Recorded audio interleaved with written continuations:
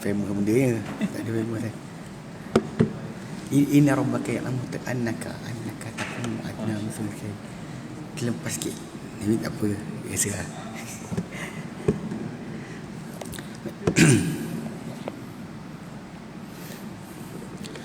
Assalamualaikum warahmatullahi. Bismillahirrahmanirrahim. Alhamdulillahi rabbil alamin. Nahmaduhu wa nasta'inuhu wa nastaghfiruh. Wa na'udzu billahi min shururi anfusina wa sayyiati a'malina. Man yahdihillahu fala mudilla lahu wa man yudlilhu fala hadiya lahu. Asyhadu an la ilaha illallah wa asyhadu anna Muhammadan 'abduhu wa rasuluh. Allahumma salli ala Muhammad wa ala ali Muhammad kama sallaita ala Ibrahim wa ala ali Ibrahim wa barik ala Muhammad wa ala ali Muhammad kama barakta ala Ibrahim wa ala ali Ibrahim fil alamin innaka Hamidum Majid. Rabbi shrah li sadri wa yassir li amri wahlul 'uqdatam min lisani yafqahu qawli, amma ba'd. Alhamdulillah, kita bersyukur kepada Allah SWT dapat kita solat subuh berjemaah. Semoga Allah Ta'ala jadikan solat subuh kita seperti Nabi SAW janjikan dengan sabda baginda, man sallal fajra ini fi jama'atin fa fi dhimmatillah. Barang siapa yang solat subuh ini dalam keadaan berjemaah, dia akan di dalam jagaan Allah Subhanahu wa taala ini sepanjang hari ini insya-Allah. Dan janji Nabi SAW berkenaan dengan salatul khams, solat 5 waktu solat semalam, wal jumu'ah Jumaat ke Jumaat, wa Ramadan ke Ramadan, mukaffiratun lima bainahun, ala penghapus dosa bagi apa di antaranya. Jadi kita harapkan semua itu kita perolehi, dan insya-Allah kita ambil waktu sampai 7.10, masih diberikan, kita ambil tadhkirah insya-Allah. Baik, dah hampir kita kata separuh Ramadan kita masuk, dan sepatutnya apa yang dituntut dalam Ramadan tu mestilah kita dah mula rasai. So, mungkin hari pertama, minggu pertama tu tak jelas sangat, tapi makin lama kita ibadat, insya-Allah perasaan sebut datang. Dan antara perasaan yang paling penting seorang manusia tu perolehi dalam Ramadan, macam Allah sebutkan dalam Quran dalam surah Al-Baqarah ayat 183, ya ayyuhalladzina amanu, ya orang beriman, kutiba alaikumusiyam, difardu ke atas kamu berpuasa, kama kutiba alal ladzina min qablikum, sebagai fardu ke atas orang-orang sebelum kamu, la'allakum tattaqun, mau kamu bertakwa. Dan itulah sebenarnya isi kandungan utama bagi puasa, dan bahkan itulah isi kandungan pertama bagi ibadat keseluruhannya. Kerana Allah Ta'ala firmankan dalam surah Al-Baqarah ayat yang ke-21, a'udzubillahi minasyaitonirrajim, ya ayyuhan nasu u'budu rabbakumul ladzi khalaqakum, hai manusia sekalian, sembahlah kamu Tuhan kamu telah ciptakan kamu, walladzina min qablikum, telah cipta orang-orang sebelum kamu, la'allakum tattaqun, moga-moga kamu akan bertakwa. Jadi semua ibadat, bahkan Ramadan itu sendiri, tujuan dia asalnya adalah untuk tajuk kita bertakwa. Dan kita pernah terangkan bahawa perasaan takwa atau rasa takwa itu ni sebenarnya dalam bulan Ramadan ni diperkuatkan perasaannya, rasa tersebut. Sebab mungkin kadang-kadang masih lagi yang tak tersedar kan apa itu takwa. Dan kita sering dengar hari Jumaat imam kata, marilah bertakwa dengan mengerjakan perintah Allah Ta'ala, tinggalkan larangannya. Ini kita buat Allah Ta'ala perintah, tinggal larang kerana Allah Ta'ala, itulah takwa. Cuma bila kita berpuasa tu kita dapat rasa, macam kita tahan makan minum kita, dan kita tak tengok benda haram, tak cakap benda haram sepatutnya. Lalu kerana yang mengetahui puasa kita buat atau tidak perkara tersebut adalah Allah Subhanahu wa Ta'ala. Bukannya kerana orang nampak, bukan kerana orang tengok, tapi kerana Allah Ta'ala mengetahui gerak-geri kita. Boleh saja seorang tu nak makan, minum tanpa diketahui. Boleh saja ketika berkumur air dekat wuduk tu, boleh dia telan air yang nak, kalau dia nak. Tapi dia tak buat dan dia jaga, dia tak nak puasa dia rosak. Sedangkan yang hanya mengetahui dia berpuasa ataupun tidak hanya Allah Subhanahu wa Ta'ala. Orang ramai tak tahu. Jadi bila kita lihat perasaan ini yang kita kejar bila kita berpuasa, ia sepatutnya memang macam saya kata tadi, dah separuh Ramadan, sepatutnya kita makin sedar perasaan berkenaan. Tiap-tiap hari kita diingatkan balik berkenaan dengan Allah Ta'ala tengok, Allah Ta'ala tahu, Allah Ta'ala dengar apa yang kita perlakukan. Jadi dalam banyak-banyak perkara yang sering kita faham bila manusia tu berlatih untuk tak buat benda yang asal dibenarkan, itu makan minum, tapi tak dibenarkan ketika siang hari Ramadan, itu sebenarnya hanya untuk kita faham pengertian. Luas dari itu lagi sebenarnya dia bukan hanya makan dan minum, bahkan lebih besar dari itu adalah masalah akhlak dan juga tingkah laku kita. Dalam banyak-banyak perkara yang kita perhatikan, yang mungkin saya nak sentuh pagi ni, berkaitan dengan benda yang patut kita jaga, lidah kita, perbuatan kita, adalah berkenaan dengan berlaku benar. Sebab ada dalam hadis Nabi SAW menyatakan, man lam yada' qaula zur, barang siapa yang tak tinggalkan kata-kata dusta, wal amalu bihi, dan beramal dengan pendustaan, falaysa lillahi hajatun fi ayyada ta'amahu wa syarabahu, maka Allah tak ada keperluan, tak ada hajat pada dia tinggalkan makan dan minumnya. Maksud dia, kalau dia masih berbohong, masih berdusta, masih lagi tidak benar, sebenarnya puasa dia tadi di sisi Allah Ta'ala adalah sia-sia. Dia tinggal makan minum pun tidak ada nilai di sisi Allah SWT. Bahkan ini yang datang dalam hadis yang lain, Nabi kata, rubba sa'imin laisa min siyami illa ju'al atash. Ramai orang berpuasa, tiada dari puasa dia lapar dan dahaga. Kalau kita sebutkan berkenaan dengan tajuk melihat benda yang haram, itu mungkin lebih jelas, kan? Lebih jelas sangat. Tapi yang agak orang kurang berhati-hati adalah berkenaan masalah berbohong. Setiap hari kita umat Islam solat 5 waktu. Kalau ikutkan sehari ada 17 rakaat yang fardu. Kalau kita tambah dengan yang sunat sekali sebagainya, tambah lagi ikut pada kalau dalam fiqh Syafi'i 17 lagi rakaat. Yang kita kata rakaat-rakaat tersebut, kalau kita perhatikan balik, kita akan sentiasa baca Al-Fatihah. Dalam surah Al-Fatihah, selepas kita puji Allah, sanjung Allah, serah diri kepada Ta'ala, kita akan minta dengan satu permintaan. Dan permintaan ini saya nak kaitkan dengan masalah berlaku benar. Sebab dalam permintaan kita kata, ihdinas siratal mustaqim, tunjuklah kami ya Allah jalan yang lurus. Kemudian Allah sebut supaya kita minta siratal ladzina an'amta alaihim, jalan orang-orang engkau beri nikmat ke atas mereka.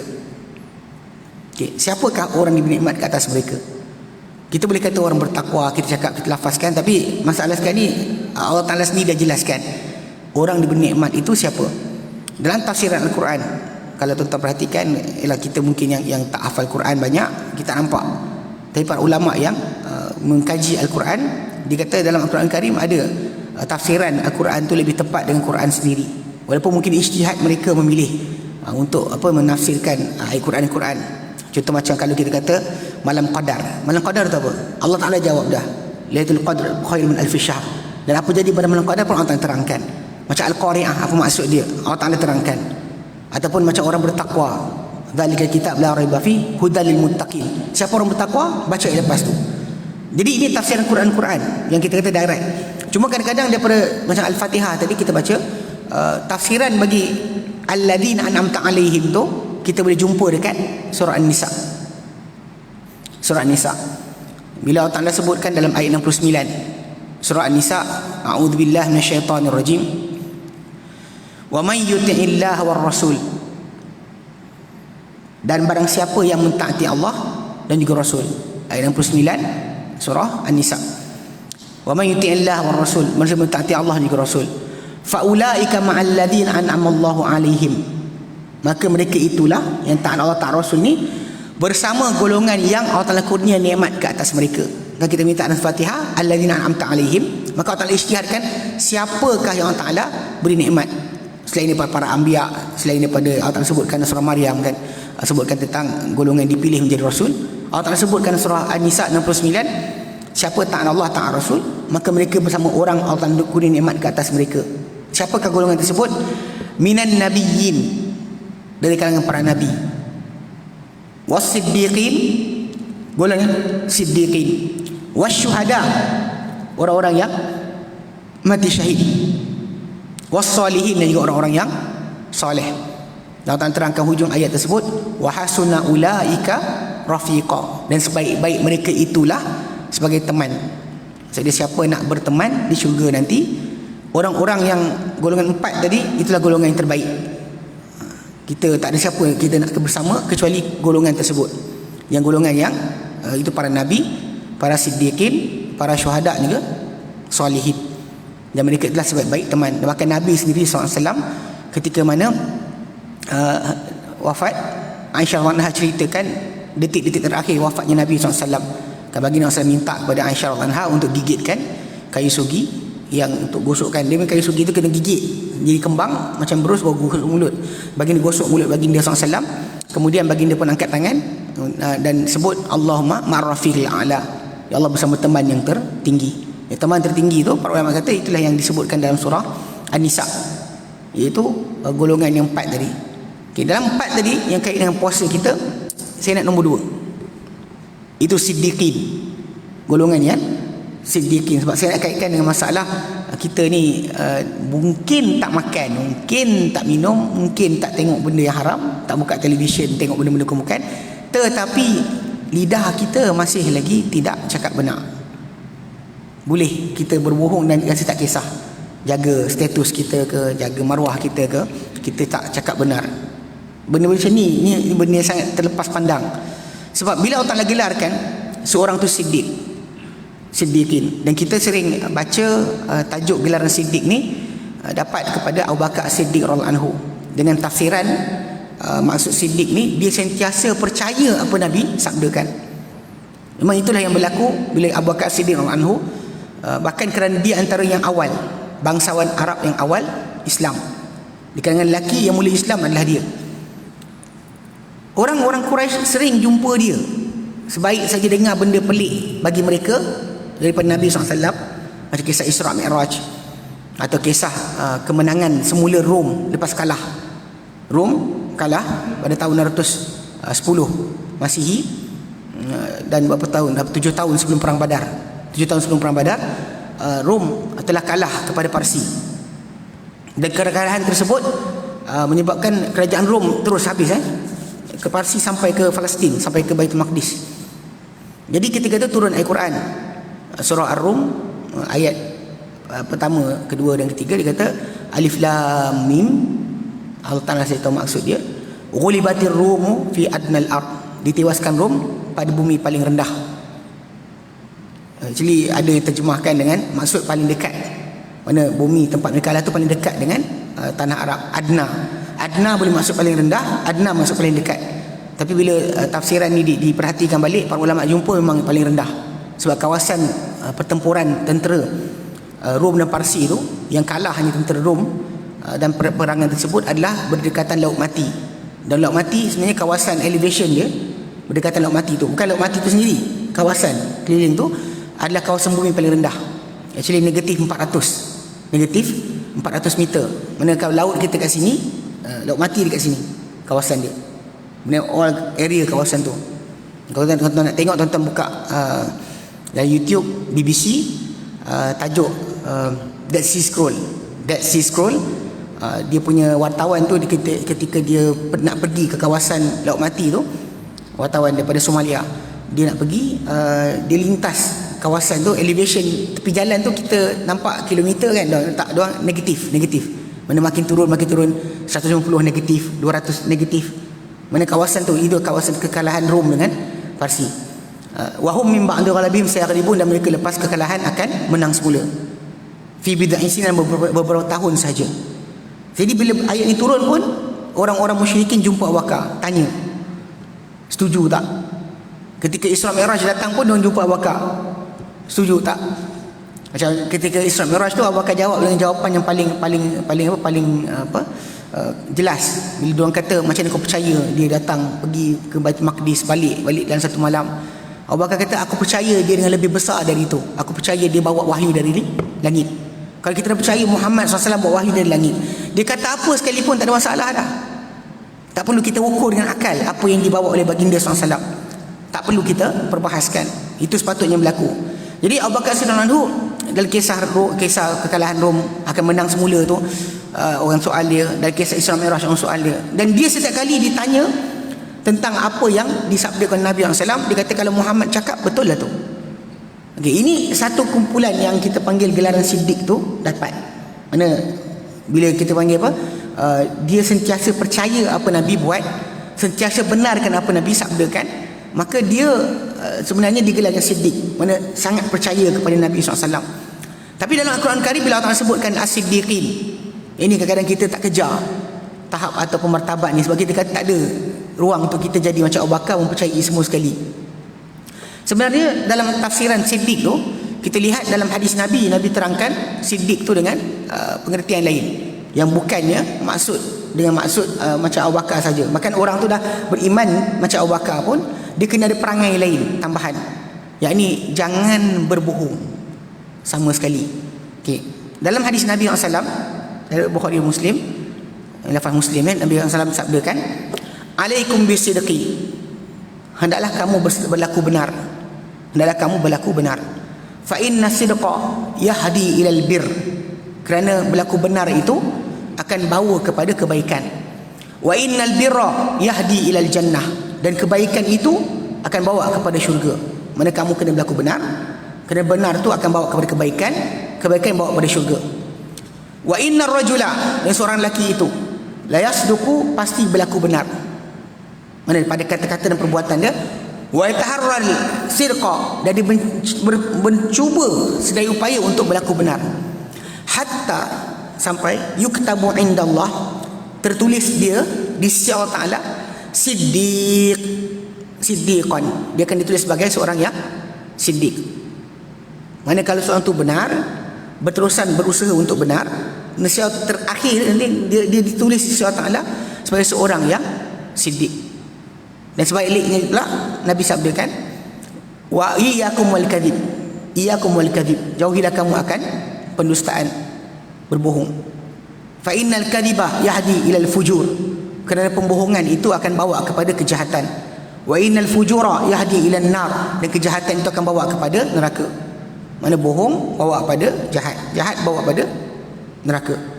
Wa innar rajula, dan seorang lelaki itu la yakdzibu, pasti benar-benar berbohong. Wa yataharral kadhiba, dan bersungguh-sungguh berbohong, hatta yuktabu indallah kadzaban, sampai tulis di sisi Allah Ta'ala sebagai pembohong.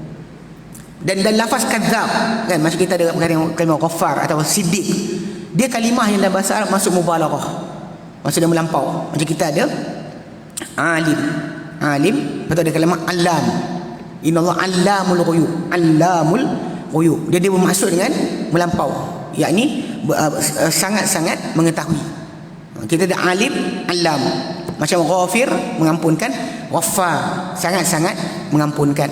So macam itulah sirah atau lafaz siddiq ataupun kadzab tadi, mana seorang yang sentiasa benar, berlaku benar dan berusaha untuk benar pada semua keadaan. Dia cuba kan tidak berbohong, pergi ke mana-mana urusan hidup dia. Ialah mungkin dalam tidak berbohong tadi akan tercalar dia punya reputasi. Contoh macam sampai lambat kepada tempat dia mengajar. Kenapa dapat? Dia boleh kata jam, boleh kata sekian, tapi dia kata tidur. Kenapa lambat? Tidur. Jadi nanti orang katalah, suka tidur ke? Kan ini lafaz yang akan keluar. Jadi sering akan berlaku manusia ni, dia nampak benda tu kecil, kan, macam kecil je, tapi di sisi Allah Ta'ala benda tu besar. Sebab anda berhak, anda layak menjadi manusia yang bergelar siddiq di sisi Allah Ta'ala. Manusia mungkin tak dapat lah, kita tak ada pingat siddiq tu, tak ada pingat, tak ada gelaran kan. Kita ada Datuk Tan Sri atau Puan Sri ada. As-Siddiq ni Allah Ta'ala berikan gelaran yang patut kita boleh perolehi. Yang sebenarnya pada bulan Ramadan ni, di samping kita sibuk tak makan, tak minum, jaga kita punya percakapan sebenarnya, tak mengumpat. Contohnya kan tak mengumpat. Pasal mengumpat ni kadang benda betul. Dia mengumpat ni bukan masalah benda tu salah. Kalau kita sebut tentang keburukan orang, dan ternyata benda tu adalah tak betul, maka kita telah menyebarkan akan tohmah. Kita mentohmah orang dengan benda tak betul. Tapi kalau kita bincang benda yang memang betul, orang tu pun tak suka kalau dia ceritakan, maka itu yang dibagi sebagai mengumpat. Yang Allah sebutkan dalam surah Al-Hujurat, ya ayyuhallazina amanu la yaghtab ba'dukum ba'd wa la yaghtab ba'dukum ba'dha. Kan? Ijtanibu katsiran dhann inna ba'dha dhanni itsm. Hei orang beriman, jauhilah akan banyak sangkaan-sangkaan. Kerana banyak sangkaan, besar sangkaan ini adalah dosa. Kan? Dan bila Allah sebut wala yaghtab ba'dukum ba'dha, jangan mengumpat satu sama lain. Ayuhibbu ahadukum ay ya'kula lahma akhihi maita. Adakah suka seorang kamu untuk makan daging saudaranya dan keadaan bangkai? Fakarih, tu kamu pasti akan tak suka. Okey, benda macam ni kita jelaslah, yang kita faham. Memang orang akan mengelak, yang dengar kamu mengumpat kita lari. Kita kadang tak kisah kan. Tapi dalam masa sama macam saya sebutkan tadi, benda-benda berkaitan tajuk panggil apa, pendustaan, tanda tangan tak betul, minta minta resit benda tak ada, tulis ada. Benda ni sebenarnya kalau ikutkan pada pentadbiran ke, pada masalah kehidupan masyarakat, memberi kesan yang sangat besar. Memberi kesan sangat besar. Orang bising berkenaan masalah korupsi dan sebagainya. Kes punca pertama dia adalah masalah tak jujur dalam masalah tanda tangan, tak jujur dalam masalah statement. Saya ingat benda macam ni ada timbul tajuk untuk kami di Yaman tu. Kan universiti kami bagi kalau sekiranya kita pergi kedai beli ubat, bawa resit. Nanti resit tu nanti dia akan bagi balik pada bila kita dapat resit beli ubat, kita bagi dekat universiti akan bayar setengah kot, setengah atau 80% dia akan bayar balik. Jadi ada kadang-kadang, ialah kawan-kawan kita ni mungkin kata dia iman masih rendah, Allah alam, kan dia kata minta pada kedai tadi up supaya bila kita minta dekat universiti dapat penuh. Betul lah, memang betul. Kita logik akal kita, kalau kita tulis, katakan kita pakai 100 rial aka RM2 kan, kita nak RM2 juga, nak dapat banyak tu juga. Jadi kita pergi kat kedai tu, kita minta pada dia nilai tadi up supaya kita dapat nilai yang sepatutnya kita bayar kepada dia. Dekat universiti yang bagi 80%. Jadi benda macam ni nampak kecil. Kata-kata dusta ni benda simple, dia nampak macam tangan kita gitu je kan. Orang tu pun tulis kan, kita suruh tambah. Kedai tu pun tolonglah pula kan. Ini kita panggil sebagai penyaksian dusta, qaulul zur wa syahadatul zur. Sebab Nabi SAW pernah sekali dalam hadis baginda SAW ditanya berkenaan kabair, apa itu dosa-dosa besar. Nabi sebut kan, isyraku billah, menyekutukan Allah Taala, uququl walidain, derhaka ibu bapa. Kemudian Nabi tengah baring, Nabi bangun, wa qauluz zur wa syahadatuz zur, wa qauluz zur wa syahadatuz zur, wa qauluz zur. Nabi ulang kata-kata dusta, penyaksian dusta, kata-kata dusta, penyaksian dusta. Nabi ulang berkali-kali, sampaikan sahabat yang lain ni tengok Nabi ulang banyak kali sangat, sampai kata pada lelaki yang tanya soalan tu, alangkah baik kalau dia tak tanya Nabi SAW. Sebab Nabi nak ceritakan sebut yang lain, tapi yang ini benda paling orang tak kisah. Berbohong, berdusta. Yang kita kata, saya ulang balik, nampak macam tak ada apa-apa, kita dapat hak kita balik, ubah resit je, ubah resit, ubah penyaksian. Kita ambil 5 tulis 3.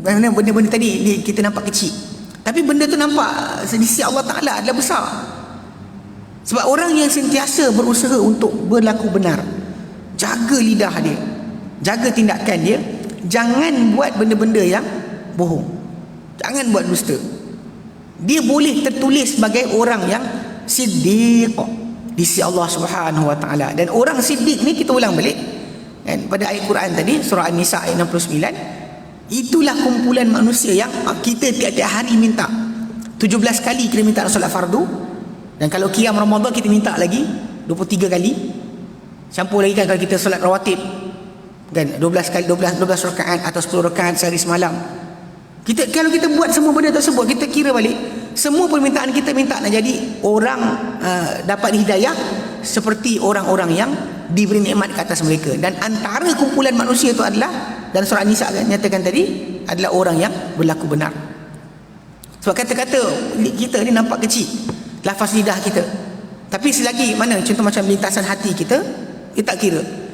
Macam Nabi nyatakan, selagi orang tak buat ataupun tidak kata, selagi tak cakap, selagi tak buat, selagi itu tak ada kiraan, tapi terlafaz saja pada lidah kita, maka di sisi Allah Ta'ala telah tercatat. Macam Allah Ta'ala nyatakan dalam Quran tentang tajuk salinan amal kita, Allah nyatakan berkenaan dengan catatan oleh malaikat, ma yalfidhu. Okey, dalam surah Al-Qaf ayat 18. Qaf 18. Surah Qaf ayat 18, Allah katakan ma yalfidhu min qaulin illa ladaihi raqibun atid. Tidak ada manusia ni lafazkan sebarang kata-kata kecuali di sisinya ada malaikat yang mengawasi dan juga mencatat. Awasi dia dan catat dia yang Allah Ta'ala letakkan. Jadi kita nampak kecil, dan tapi di sisi Allah Ta'ala adalah besar. Dan dalam masalah pendustaan atau pembohongan tadi, Nabi cuma kecualikan 3 perkara yang Nabi kata aku tak kira pembohongan. Lain dari itu, hatta cakap dengan anak pun tak boleh. Macam kita kata anak kita nak beli tapi tak nak beli, nak pergi tapi tak nak pergi, kita cakap lafaz dia, itu tak boleh. Sebab tak termasuk dalam 3 perkara yang Nabi katakan aku tak kira pembohongan. Yang 3 perkara yang Nabi sebutkan tu, yang la aidu kadiban, aku tak kira pembohongan, adalah kata-kata suami kepada isteri, isteri pada suami. Orang katalah ustaz ajar penipu. Tak, dia actually benda tu kadang-kadang bini kita masak tak sedap, tapi kita kena kata apa? Dia tak sedap, awak cakap apa? Cakap sedap kan? Ke cakap tak sedap juga? Jaga hati, jaga perasaan. Kalau untuk poligami kan, bini pertama tanya, awak sayang saya lebih ke sayang dia lebih? Jawab apa? Takkanlah dengan tak bijak dia awak, dia lah, awak kan dah tua. Takkan nak cakap macam tu. So basically memang ni pertama, bukan maksud dia ajar penipu, bohong, pergi tempat lain, tak sekian sebagainya. Contoh kalau suami tadi bersedekah kan, bagi duit kepada keluarga dia, kata bini dia terasa, jangan cakap tak apa. Cik isteri tu bersedekah pun, kalau cakap suami terasa, tak cakap benda berkenaan macam tu. Yang lafaz-lafaz tadi yang Nabi kata aku tak kira pembohongan. Ini pertama pasal menjaga hubungan suami isteri, jangan sampai nanti apa, bila jujur tu kan, awak ni dia cakap macam tu, lepas tu bini pun terasa lah. Yang suami pun kalau bini kata awak ni tak handsome lah, habis lah. So basically ni pertama. Kemudian kata-kata orang dalam peperangan. Musuh tanya berapa senjata kita ada, kapal selam kita ada berapa. Semoga Allah ampunkan saudara kita daripada Indonesia yang apa dalam kes apa kapal selam tenggelam tu kan, Muslim kebanyakannya. Jadi kita harap Allah Ta'ala ampunkan mereka dan jadikan mereka ni apa dengan diterima sebagai orang yang mati syahid, kerana mati tenggelam antara orang-orang yang mati syahid. Allah Ta'ala terima mereka. Betul lah kita sedih-sedih, tapi dalam sama Allah Ta'ala pilih mereka untuk perkara tersebut. Okay, kemudian ni dalam peperangan, kalau musuh tanya berapa banyak kita ada persenjataan, takkan nak jawab. Bagi tahu peluru berapa banyak, kita bagi tahu. Musuh dapat tahu semua sekali kelengkapan kita. Ini kelemahan. So tak boleh bagi tahu. Hatta Nabi sendiri SAW, baginda tak pernah menipu. Nabi tak jawab betul. Dia tak jawab direct. Macam ketika dalam kisah peperangan Badar, pergerakan tentera, ada kabilah Arab jumpa Nabi, tembung dengan Nabi SAW. Dia tanya datang mana. Dia tak nak berita dia datang daripada Madinah sampai pada orang-orang musyrikin. Nabi jawab apa? Minal ma', daripada air. Daripada air tadi 2 maksud tau. Air itu maksud dia kawasan air, kawasan oasis ada air, itu minal ma' jugalah. Minal ma' juga kita datang daripada air mani bapak kita, mak kita. Betul juga. Makna jawapan Nabi, dia bersifat berselindung tapi tak tipu. Dia tak tipu. Nabi takkan tipu, Nabi takkan bohong walau sekalipun. Memang orang Quraisy pun tahu Nabi tak pernah tipu walau sekalipun. Sifat Nabi SAW, kita dah terlepas lah. Apa terlepas kita boleh patah balik. Yang penting sekarang apa masa depan. Sebab kita dapat masuk dalam Ramadan ni, ini satu keajaiban yang besar. Sering berlaku bila kita lihat orang berdoa kan, imam kita akan doa start pada bulan Rejab, bulan Syakban, doa-doa yang kadang-kadang dinukilkan daripada sebahagian salafus soleh, sebahagian ulama-ulama ini minta apa diberkati dalam bulan tersebut dan sampai kepada Ramadan. Sebab penting. Kalau ikut pada hadis yang diriwayatkan oleh Ibnu Majah, hadis nombor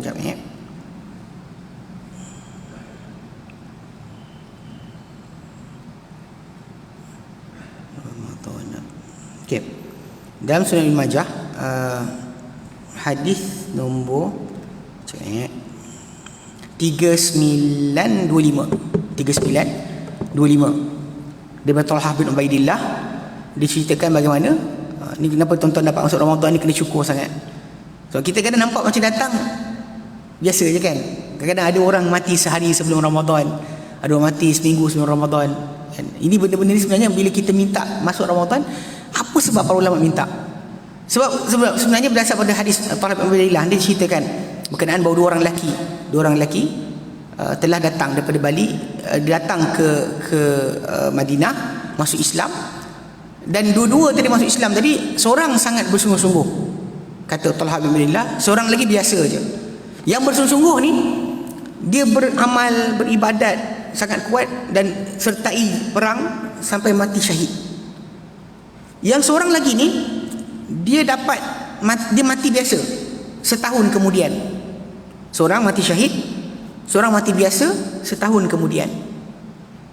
Jadi Talha bin Ubaidillah, dia telah bermimpi.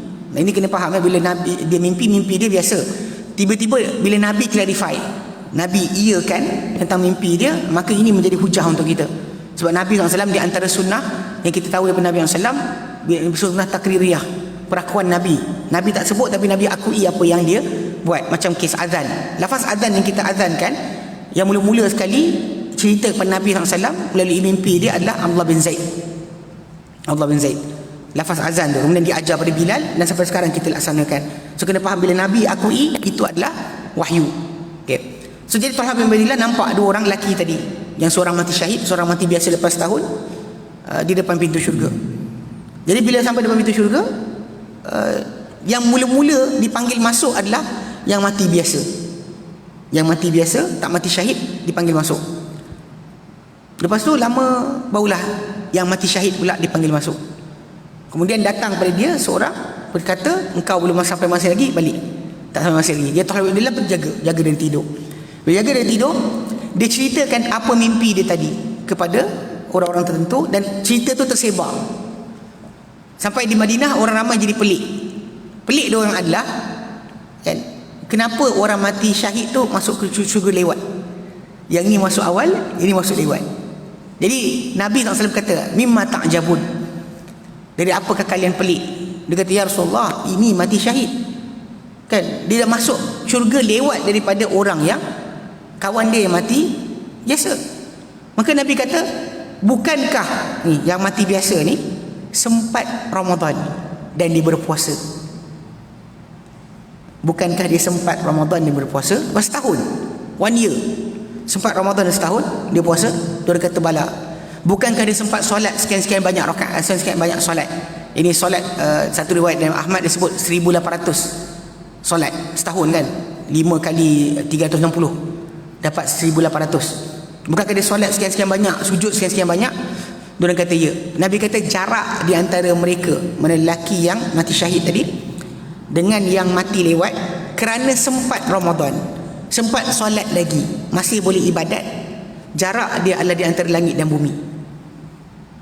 Jarak mereka berdua adalah di antara langit dan juga bumi, Nabi nyatakan. So di situ kita dapat masuk Ramadan ni, ini sangat besar peluang kita dapat masuk Ramadan. Ia bukan benda kecil sebenarnya.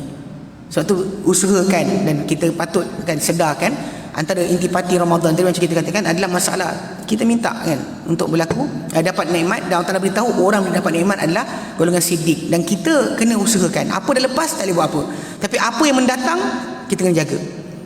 Mulai hari esok, kan, sekejap lagi ke, perhatikanlah diri kita, usahakan jangan cakap bohong, hatta pada anak-anak. Sebab Nabi pernah seorang wanita pada zaman baginda hidup dulu, dia ulur kat tangan kat anak dia. Dulu meh nak bagi. Nabi duduk sebelah dia, kata, kau nak bagi apa?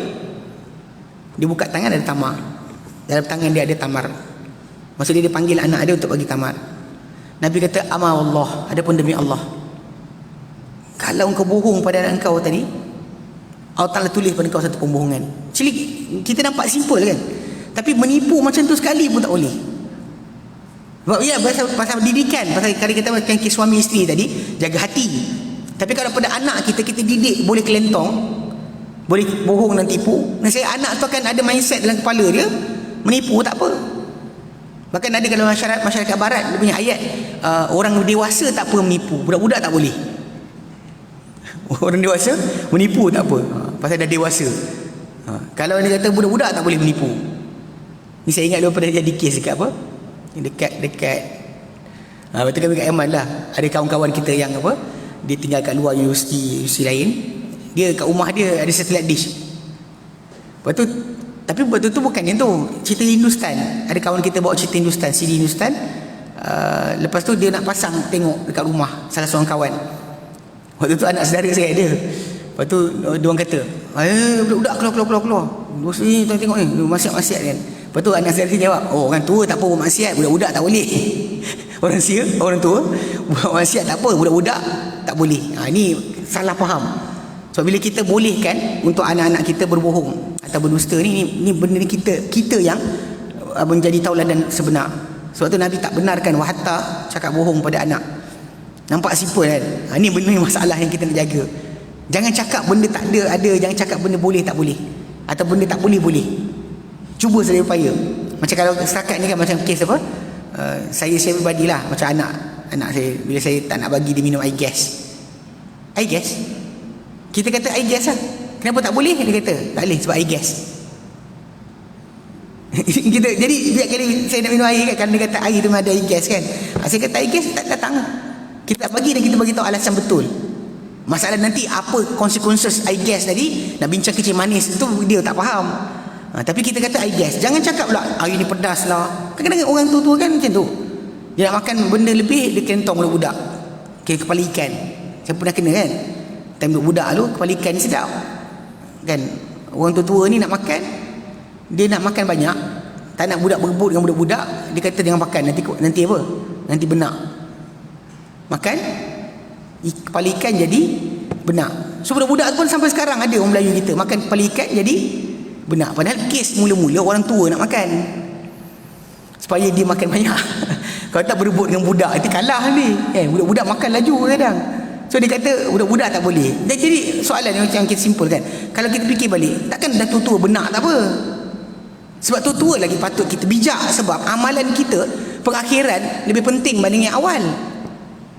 Nabi kata al-umur bi khawatimiha, urusan-urusan ni kita kata the beginning tu bagus, elok, tapi penghujung tu lagi penting. Sebab hujung tu lah, di atas itulah kita akan dikira nanti. Bahkan rosak atau tidak rosaknya amal kita nanti adalah berdasar pada penghujung tu, kita mati atas apa. Sebab bila dalam hadis Nabi SAW, Nabi nyatakan inna hadakum waladhi nafsi biyadih, demi Tuhan yang ukur di tangannya, inna hadakum, seorang kamu, la ya'malu bi amali ahli jannah, pasti beramal dengan amalan ahli syurga, hatta ma yakunu bainahu bainal jannati illa zira', sehingga tiada di antara dia dengan syurga kecuali satu sasta je, sasta lagi nak masuk. Fasbiqu alaihi alkitab, tapi dalam kitab telah tercatat dia ni ahli neraka. Fayamilu bi amali ahli nar, dia akan amal dengan amalan ahli neraka. Fayadkhuluna, dia makan masuk neraka. Sebaliknya, wa inna ahadakum, dan seorang lelaki itu, seorang kamu, layak malu bi amali ahli nar, pasti beramal dengan amalan ahli neraka, hatta ma yakun bainahu wa bainan nar illa zira', sampai tiada di antara dia dengan neraka kecuali sehasta je lagi. Fasbiqu alaihi alkitab, lalu dahului ke atasnya kitab, annahu min ahli jannah, dia ni ahli syurga. Fayamalu bi amali ahli jannah, dia akan amal dengan amalan ahli syurga. Fayadkhuluha, dia akan masuk syurga. Yang kedua ni, salah seorang kawan kita ceritakan dengan kisah pak saudara dia. Dia bukan nak burukkan pak saudara dia, tapi dia ceritakan bagaimana pak saudara dia seorang dahulu memang daripada muda main nombor ekor ke apa, tak kisah anak saudara nampak ke. Siapa ni kalau kita kata apa, jujur sangat pun dia juga kan, jujur. Anak saudara datang rumah, kertas-kertas nombor ekor tu sepah atas meja, Magnum lah apa sebagainya kan. Tapi anak yang kawan saya kita cerita ni, yang saya agak terkesan adalah pakcik tu dalam 3 bulan lebih kurang, dia kata, bahkan sempat Ramadan, dia berhenti berjudi, dia puasa, pergi masjid dan sebagainya. Esok masa raya dia mati. Dia penamat dia dengan apa? Penamat dengan ibadat, tinggalkan maksiat. Dia boleh diampunkan, seriously, dia boleh diampunkan. Apa saya tak boleh diampunkan pula? Semua manusia diberi keampunan. Hatta kalau ikutkan kepada orang yang buat apa kesesatan, macam Ayapin ke Ayapan kan, yang jahat sekalipun, kalau sempat bertaubat, Allah terima taubat dia. Kalau kita lihat dalam Quran Karim, surah Al-Baqarah ayat 159, 160, Allah Ta'ala nyatakan, innal ladzina yaktumuna ma anzalna minal bayyinati wal huda, sehingga orang-orang yang menyembunyikan apa kami turunkan daripada apa keterangan dan juga petunjuk, mim ba'di ma bayyanahu lin-nasi fil kitab, setelah mana kami terangkan ia kepada manusia dalam kitab. Kami terangkan tapi disembunyikan. Ulaika la'anuhumullah, mereka kumpulan inilah dilaknat mereka oleh Allah. Wa yal'anuhumul la'inun, dilaknat oleh orang yang melaknat. illal ladzina tabu, kecuali orang yang bertaubat, wa aslahu, membaikikan amal dia, wa bayyanu, jelaskan semula. Allah Ta'ala kata faulaika atubu alaihim, mereka itulah orang-orang yang aku kurnia taubat ke atas mereka. Itu Ibn Katsir kata bila bincang ayat ni, dia kata setiap kepala penjahat kepada yang menentang Islam, buat benda sesat mana sekalipun, kalau sempat bertaubat, Allah akan terima taubat dia. Man taba taballahu alaihi, barang siapa bertaubat, Allah akan terima taubat dia. Yang macam kisah pakcik tadi lah, selama hidup dia nombor ekor, berapa bulan je nak mati, dan tiba-tiba berubah perangai, duduk rumah, tak kacau orang sebagainya, tolong isteri, berhenti, berjudi berhenti. Masuk Ramadan, kemudian lepas Ramadan dia meninggal. Ini kita kata penamat amalan, yang kita tak tahu kita tamat dengan apa. Sebab tu kita harapkan memang bila kita beramal dengan baik, insya-Allah Ta'ala akan letakkan kita pada kedudukan yang sebaiknya. Sebab itu effort yang kita buat. Kita nak penamat kita bagus, sering kita doa minta husnul khatimah, tapi kita tak jayakan dalam kehidupan kita perkara yang membolehkan kita dapat husnul khatimah. Ini adalah silap. Sebab kita nak tuai di hujung sana, tapi usaha kat sini apa kita tanam. Kita usahakan yang baik kat sini, Allah Ta'ala akan pastikan kita dapat kebaikan juga di hujung berkenaan. Jadi itulah saranan saya kepada saya tuan-tuan sekalian. Kita memang ada needs, ada keperluan menjaga ke hidup macam mana sekalipun, tapi kena ingat kan, dalam Ramadan ni kita ambil yang antara benda besar yang macam Nabi sabdakan, malam yada qaulaz zur wal amali bihi, barang siapa tak tinggalkan kata-kata dusta serta beramal dengan kedustaan, falaisa lillahi hajatun, maka orang tak ada keperluan, orang tak tengok fi ayyada ta'amahu wa syarabahu, pada perbuatan dia tinggalkan makan minum dia sia-sia saja. Dia tak buat benda lain, tapi berbohong tadi tu, berdusta tadi tu, hatta pada tantangan, hatta pada pengakuan, ia adalah benda yang tak sepatutnya berlaku. Sebab kita boleh bohong dan orang tak tahu, tapi Allah Ta'ala mengetahui. Ini yang kita latih ketika Ramadan. Kita tak makan tak minum sebab Allah Ta'ala tahu, bukannya orang tahu. Kita boleh tipu, tak ada masalah. Kereta kita tinted gelap, kita minum air kotak dalam tu, tak ada siapa tahu pun, letak siap-siap air kotak, boleh je makan, tapi tak buat. Sebab apa? Takut puasa rosak. Baik, sekarang ni fahamlah, bukan setakat makan minum, tutur lidah kita itu bahkan boleh meningkatkan kita di sisi Allah Ta'ala. Kita boleh jadi golongan siddiq, dan itulah kita kejar. Tak dapat satu, kita kejar achieve yang terbaik. Usahakan jangan berbohong. Dan kalau semua orang Malaysia ni berhenti berbohong, alangkah indahnya dunia ini sebenarnya. Baik, wallahu alam, kita berhenti sini. Wa sallallahu ala sayyidina Muhammad wa sallam, alhamdulillah rabbil alamin, alhamdulillah anta astaghfiruka ilaik. Assalamualaikum warahmatullahi wabarakatuh. Lupa pesanan, oleh kerana bulan Ramadan, kita pula COVID-19 ni jumlah dia kejap naik kejap turun dan sebagainya, maka dan dalam bulan Ramadan ni janji tentang doa dimakbulkan adalah besar. Dan ketika nak buka puasa juga kita doa yang dimakbulkan, tengah berpuasa pun doa kita dimakbulkan. Kita tahu effort kita buat, tapi jangan lupa pergantungan kepada Allah Ta'ala. Semua manusia ni mintalah kepada Ta'ala untuk pelepasan. Allah Ta'ala maha berkuasa untuk melepaskan kita daripada kesempitan yang kita hadapi sekarang. Wallahu a'lam.